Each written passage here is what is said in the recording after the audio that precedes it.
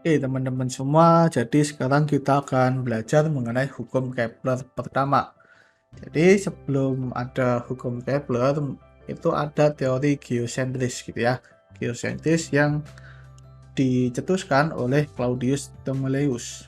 Di mana Ptolemaios ini itu mencetuskan teori geosentris pada 150 Masehi dan menyatakan bahwa bumi itu adalah pusat alam semesta. Jadi semua benda itu akan mengorbit bumi. Hanya saja di sini teori geosentris memang menyatakan bahwa bumi itu adalah pusat alam semesta, tapi tetap saja bahwa bumi itu adalah bulat gitu ya. Jadi tahun 150 Masehi itu sudah mengetahui bahwa bumi itu bulat. Jadi akan sangat aneh atau sangat aneh ya kalau misalkan di abad 21 masih ada yang percaya bumi itu datar. Nah, jadi ada beberapa bukti geosentris. Yang pertama bahwa kita tahu ketika di langit malam, bintang, matahari, bulan, dan semua benda langit itu memutari bumi. Semua benda itu akan memiliki orbit masing-masing yang berbeda satu sama lain, yang disebut sebagai bola celestial. Jadi seperti ini. Ini memiliki, nah di sini yang kecil ini adalah orbit bulan, misalkan di sini itu adalah orbit planet lain dan seterusnya. Jadi ada banyak sekali orbit yang memutari bumi. Nah, atau kalau dalam bukunya itu digambarkan seperti ini 3 dimensi ya. Jadi ada banyak gitu. Ada banyak orbit-orbit benda langit yang memutari bumi. Bukti kedua itu adalah menurut pengamat bumi, bumi itu diam, tidak bergerak dan stabil. Kan kita nggak pernah merasakan tuh kalau bumi itu bergerak kan. Meskipun padahal bumi itu katanya bergerak dengan kecepatan 11.000 km per jam, tapi kita nggak pernah merasakannya. Tapi kenapa kok teori geosentris itu gagal? Yang pertama dan paling utama itu adalah penemuan teleskop. Jadi pada tahun 1609 Galileo Galilei mengamati bahwa planet Jupiter yang memiliki 4 bulan yang mengorbit Jupiter. Jadi planet Jupiter itu memiliki 4 bulan yang mengorbit Jupiter. Nah, bulan itu disebut sebagai 4 bulan Galilean, yaitu Io, Europa, Ganymede, dan Callisto. Dan kita bisa melihat bahwa ternyata tidak semua benda langit itu mengorbit bumi. Nyatanya ada yang mengorbit Jupiter. Nah, kemudian ada kesalahan lain yaitu fase Venus. Fase Venus untuk geosentris itu haruslah berbentuk sabit atau gelap total. Karena di sini kalau kita lihat di sini animasinya, kalau kita lihat dari bumi, maka Venus itu harus gelap total atau hanya sabit, nggak pernah yang namanya Venus purnama gitu ya. Karena di sini seperti gambar ini tadi. Nah, ketika Galileo mengamati fase Venus, terlihat bahwa fase Venus itu sama dengan bulan. Terdapat fase purnama, sabit, dan gelap total gitu ya. Nah, ini adalah hasil yang diamati oleh Galileo. Di sini adalah fase purnama dan di sini adalah fase gelap yang masih belum gelap total gitu ya. Nah, selain itu kita juga tahu bahwa ukuran Venus itu berubah-ubah di sini. Kalau di sini itu besar dan saat purnama itu kecil. Dengan demikian Venus itu nggak mungkin mengorbit bumi. Kalau mengorbit bumi, dia pastilah ukurannya tetap gitu ya. Nah, kemudian ketika teori geosentris itu gagal, maka kita harus mencari tahu nih bagaimana cara kita menyelesaikan persoalan itu. Jadi kalau gagal kita harus mencari alternatif lain gitu ya. Jadi kalau kita memiliki kesalahan kita harus memiliki solusinya. Nah, jadi solusinya itu adalah teori heliosentris yang dicetuskan oleh Copernicus. Nah, Copernicus ini menyatakan bahwa semua planet itu mengelilingi matahari dengan orbit lingkaran sempurna. Jadi kira-kira seperti ini orbitnya itu lingkaran sempurna. Kenapa lingkaran sempurna? Karena lingkaran itu adalah objek paling sempurna dan kita tahu bahwa planet-planet, bintang, dan matahari itu diciptakan oleh Tuhan yang maha sempurna. Artinya orbitnya itu juga sempurna. Jadi ada beberapa bukti heliosentris yang dicetuskan oleh Copernicus. Yang pertama itu dapat menjelaskan fase Venus dan juga semua planet, fase semua planet. Yang kedua itu menjelaskan konsistensi ukuran benda langit. Jadi kenapa kok Venus itu ukurannya mengecil? Ya gampang saja, karena pas mengecil itu berarti Venusnya berada di titik yang jauh dari bumi gitu ya, kan dia mengorbit matahari bukan mengorbit bumi.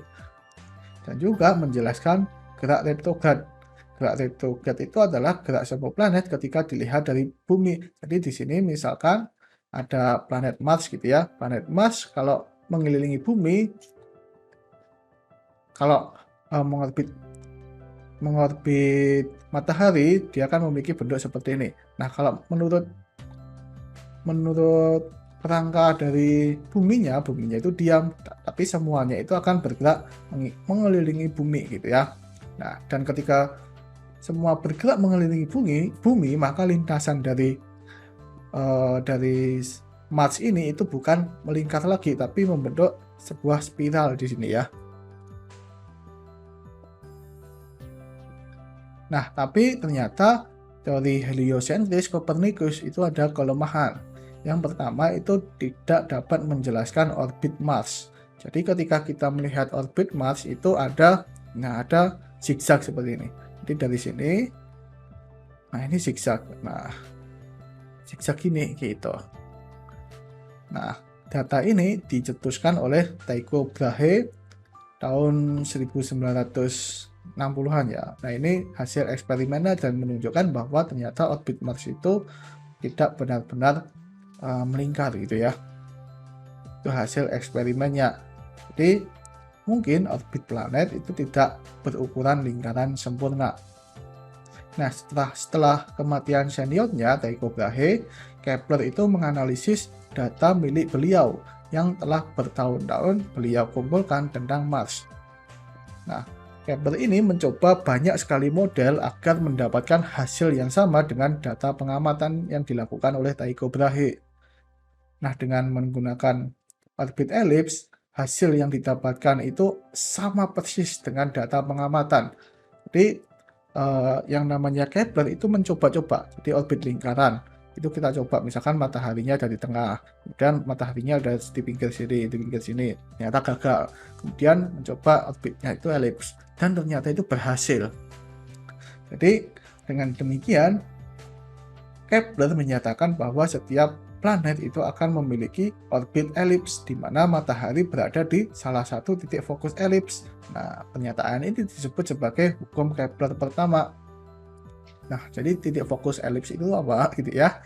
Nah, sekarang kita akan review sedikit mengenai elips yang sudah kita bahas di matematika gitu ya, di irisan kerucut.